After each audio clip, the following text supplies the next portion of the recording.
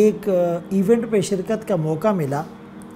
اور اس میں یہ سوال کیا گیا کہ اس وقت آئی ٹی میں، سافٹ ویئر میں، فری لانسنگ میں یا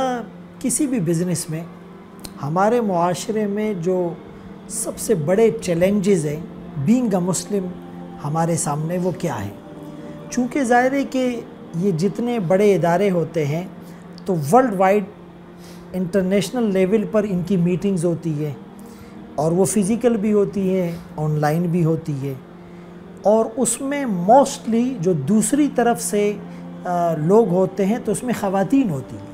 اور وہ کرسچن ہوتی ہے، وہ نان مسلم ہوتی ہے،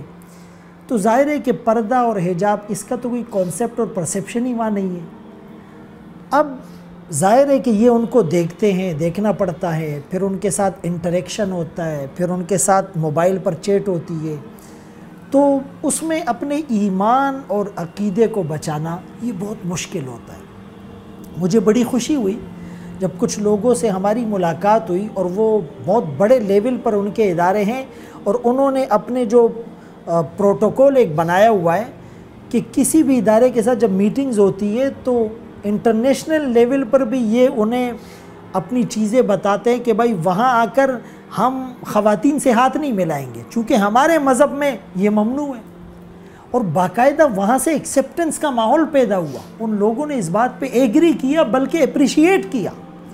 تو یہ جو بعض بیریئر ہم نے خود ساختہ کھڑے کر دیے نا کہ جی مجبوری ہے، پینٹ شرٹ پہننی پڑے گی، ٹائی لگانی پڑے گی، خواتین سے ہاتھ ملانا پڑے گا اور ان کو دیکھنا پڑے گا اور تصویریں ایک دوسرے سے شیئر کرنی پڑے گی، تو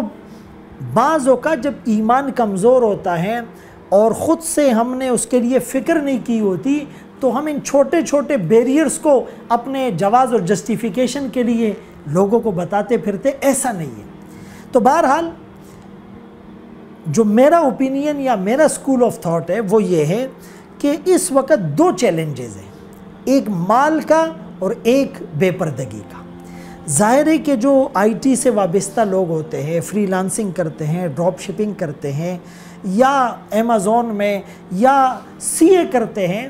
تو ان کو اتنا مال ملتا ہے کہ حدیث پاک میں جو ہے نا لِكُلِّ أُمَّةٍ فِتْنَةٌ وَفِتْنَةُ أُمَّتِي الْمَالِ،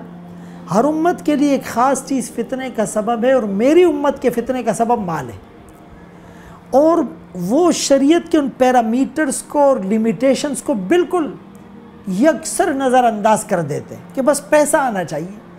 ہم کس کمپنی سے کام کر رہے ہیں، ان کی پروڈکٹس کیا ہے، ان کے سودی معاملات کیا ہے، ان کی وجہ سے اسلام کو کتنا نقصان ہو رہا ہے،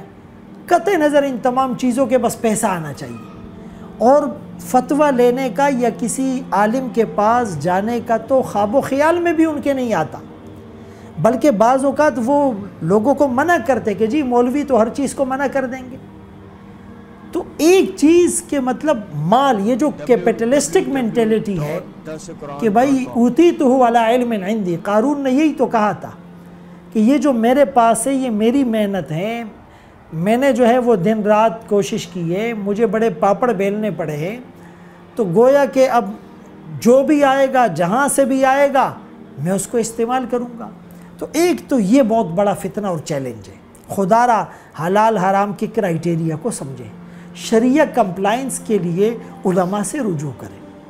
اور دوسری بات بے پردگی، تو ظاہر سی بات ہے کہ وہ ایک حدیث پاک میں آیا ہے کہ ایمان کے 60 یا 70 شعبے، بضع و ستون یا بضع و سبعون، ادناہا اماتۃ الاذی عن الطریق، ادنا شعبہ کیا ہے؟ راستے سے تکلیف دہ چیز کا ہٹا دینا، وَأَرْفَعُهَا لا الہ الا اللہ، اور بلند ترین شعبہ لا الہ الا اللہ، اور اس کے ساتھ بالکل ریلیٹ کر کے ریلیونٹ فرمایا وَالْحَيَاءُ شُعْبَةٌ مِّنَ الْإِيمَانِ، حیا ایمان کا شعبہ ہے، یعنی کہ لا الہ الا اللہ کے ساتھ فوراً اس کو منسلک کر دیا گیا، اور فرمایا اذا فاتک الحیاء فافعل ما شئت، جب تم حیا چھوڑ دو تو جو چاہے کرو۔ یہ جو کہتے ہیں نا کہ جی پردہ تو دل کا ہوتا ہے، اب کتنا بظاہر دلربا خوشنما جملہ لگتا ہے، پیکنگ تو بہت اچھی ہے لیکن اندر گند بھرا ہوا ہے۔ پردہ تو دل کا ہوتا ہے، اس سوچ نے انسانیت کو ننگا کر دیا۔ قرآن میں اللہ نے 18ویں پارے میں سورہ نور میں واضح فرمایا، ان الذین یحبون ان تشیع الفاحشہ، وہ لوگ جو مسلمانوں میں بے حیائی اور عریانیت کو پروموٹ کرتے ہیں ان کے لیے ذلت اور رسوائی ہے، دنیا میں بھی اور آخرت میں بھی۔ وقرن فی بیوتکن، پردے کا تو پہلا اسٹیج تھا کہ وہ بغیر ضرورت کے گھر سے نہ نکلے تو پردے میں نکلے، محرم کے ساتھ نکلے، بغیر خوشبو لگا کے نکلے، اور نرم گفتگو کسی سے نہ کریں۔ آج کل تو جان بوجھ کر لڑکیوں کو سیلز گرل ہوں یا ریسیپشن پر لڑکیاں ہوں یا جہاز میں، ان کو تو ایسا ڈریس اور باقاعدہ ایسی جو ہے وہ خد و خال کے ساتھ انہیں پیش کیا جاتا ہے کہ لوگ ان کی طرف متوجہ ہو، ان کے ذریعے سے پیسہ کمانا، ان کے ذریعے سے اپنے بزنس کو جو ہے وہ پروموٹ کرنا، ان کے ذریعے سے اپنی چیزوں کو پبلش کرنا، ان کو ذریعہ بنا کر اپنی پروڈکٹس کو فروخت کرنا۔ مطلب یہ ایک مسلمان کی شان کیسے ہو سکتی؟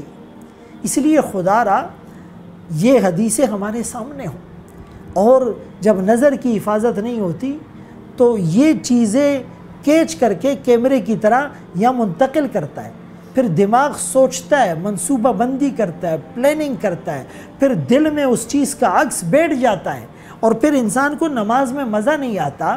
خشوع اور خضوع نہیں ہوتا، قرآن پڑھتے ہوئے اکتاہٹ ہوتی ہے، اور پھر دعا مانگنے کا جی نہیں چاہتا، اور پھر وہ ہر وقت ایک منتشر ذہن لے کر، ایک بیمار ذہن لے کر بیمار معاشرہ اس کو جو ہے وہ قائم کرتا ہے۔ تو خدا را ان چیلنجز کو اپنے سامنے رکھیں، اور اللہ والوں سے اپنا تعلق مضبوط ہو، نظر کی حفاظت ہوگی اور حلال مال کمائیں گے تو انشاءاللہ اللہ میں خیر کا ذریعہ، خیر کی چابی بنائیں۔ سوشل میڈیا پر سب سے قدیم اور سب سے ریلائبل برانڈ درسقرآن.com